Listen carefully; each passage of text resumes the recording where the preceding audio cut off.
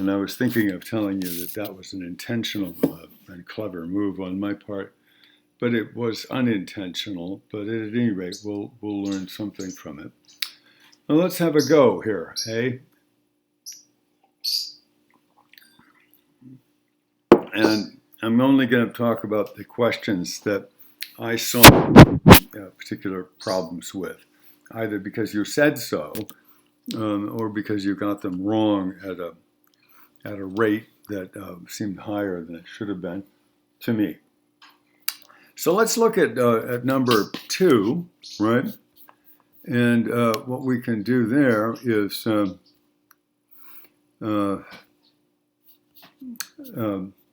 number 2 is the question about who was the originator or advocate of neoliberalism, and there's no right answer there. So all of those guys are not neoliberals at all for this, that, or the other reason. And if you look at the possible answers, you'll see 3 of them are economists, right? John Maynard Keynes, Karl Polanyi, and Andre Gunder Frank, who actually he was an economic anthropologist, all of whom were actually by no means originators or advocates of neoliberalism. And for instance, Andre Gunder Frank was the guy who developed that idea about the development of underdevelopment, which is the object of a question below that I'll talk about later on. So number 2 is none of the above, and nobody in that whole list is even remotely to be associated with neoliberalism. Either the 3 scholars or Franklin Delano Roosevelt, who after all put together a huge government spending program that neoliberals at the time were aghast over this spending program. So that would have been none of the above. Okay, now number 3 is the question about Mintz and his use of the term culture. And the actual question is, Mintz's work was intended to establish a new definition of culture, true or false, and it's false. And that one you should know because it's such a big deal in the Mintz article that he says, I'm not interested anymore in using the term culture, which is why I'm making a big deal out of this term ecumene in the first place. So it's pretty fundamental. So you want to get that under your belt, so to speak. Number 4, just offhand, the correct answer for number 4 is true. For Wolf, lineage endogamy was characteristic of the Islamic Self, but we didn't read that article. That's another Wolf article that I have sometimes read in this class, but this time I limited us to the one article by Wolf about Our Lady of Guadalupe, and somehow this question crept in there. Just very briefly, of course, to be perfectly precise, the question should have said lineage endogamy. So, some societies are organized by lineages, as you know. The Trobrianders were organized by matrilines.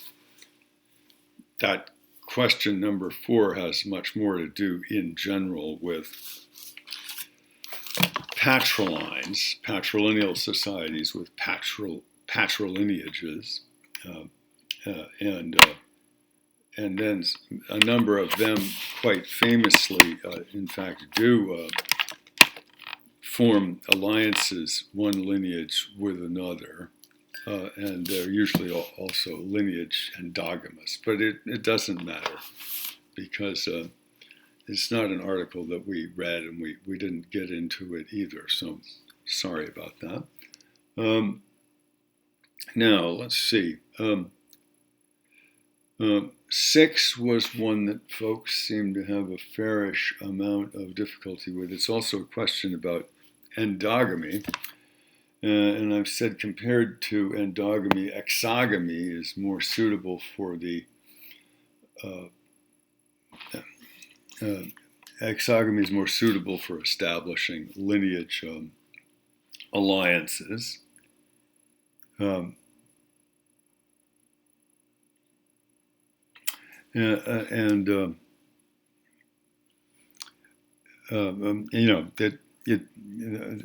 That's true, but we didn't get into that very much.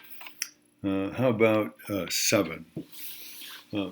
7. The Boloma, remember, is a Trobriand soul concept. Actually, the Trobrianders have a couple of different souls. They believe in different. Everybody's got 2 souls. The Boloma is the big one. The Boloma is the one that goes to the island of Tuma. When a person dies, the Boloma goes to the island of Tuma. It hangs out there, and then it comes back and takes the form of a new individual in the same matriline. So indeed, it is what the question says. Exogamy. No, I'm sorry, not exogamy. Number 7 is what it is.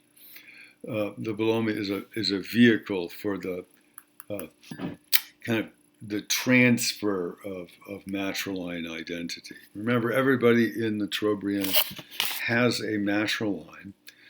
That matriline identity is very important to them.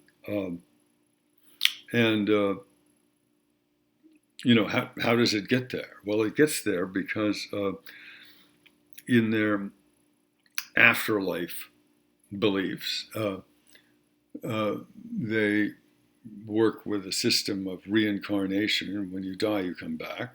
And in this case, when you die, you come back. And your Boloma, your specific individual Boloma, which is identified with a particular matriline, it finds its way back into the womb of a woman who is of the correct matriline. And then when you are born, reborn, you have the same matriline that you did before. So there's this continuous matrilineal continuity. So it's transferred between the generations. Okay, so that's number 7. Number 8. Okay, we didn't read an article about tequila. I don't think. Sometimes I have had an article about tequila, which is one of those interesting products like wine that has a label of origin and so forth, and is authenticated by certain kinds of trade organizations, and therefore picks up value in the marketplace. Of course, tequila is definitely mentioned in the June Nash article about water in Mexico, but we didn't read a specific article on tequila, which shows up there.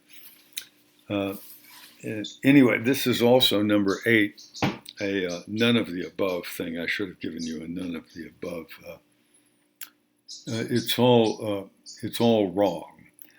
So including the thing about tequila production. Tequila production apparently is quite ruinous to the environment, and the byproducts are toxic, and they're not used or recycled back into the tequila production process, by the way.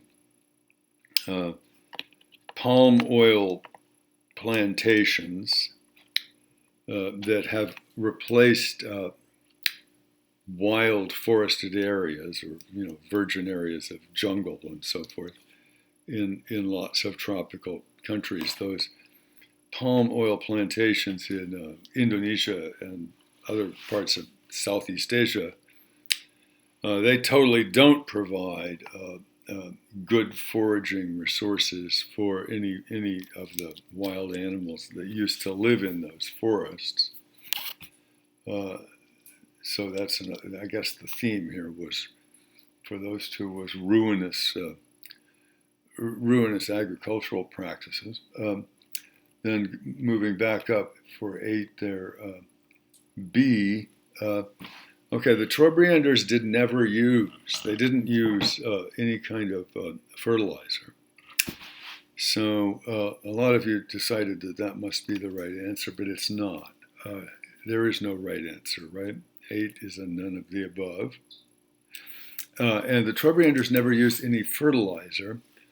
And remember, this explains, among other things, why they used to shift their gardens every so often. Every couple of or so years, they would leave a garden alone and move one, open a new garden,